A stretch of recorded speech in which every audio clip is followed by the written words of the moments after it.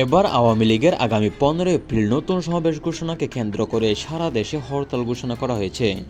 একই সঙ্গে 10 লক্ষ আওয়ামী লীগ কর্মী একই সঙ্গে মাঠে নামবে বলে জানিয়েছেন দলের নেতারা।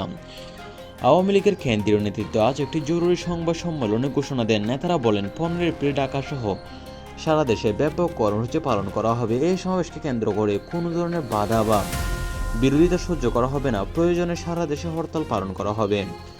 তারা আরও বলেন, দেশের ভিতর বিভিন্ন জেলা উপজেলা থেকে 10 লক্ষ আওয়ামী কর্মী একসঙ্গে মাঠে নামবে। এটি হবে আওয়ামী লীগের শক্তি, ঐক্য ও সংগঠনের বড় প্রমাণ। জুলাই গণঅভ্যুত্থানের পলদরকে পুনর্গঠিত করতে এবং জনগণের অধিকার ফিরিয়ে আনতে এবং কর্মসূচি অত্যন্ত গুরুত্বপূর্ণ বলে মনে করছেন।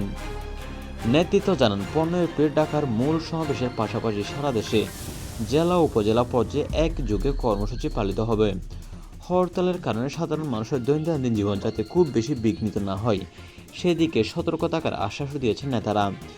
এদিকে আওয়ামী লীগের এই ঘোষণার পর রাজনৈতিক অঙ্গন উত্তেজনা বেড়েছে। আইন শৃঙ্খলা বাহিনীকে সর্বোচ্চ সতর্ক অবস্থায় রাখা হয়েছে বলে জানা গেছে। আরও বিস্তারিত আপডেটের জন্য আমাদের সাথে থাকুন এবং চ্যানেলটি সাবস্ক্রাইব করে দেবেন। ধন্যবাদ।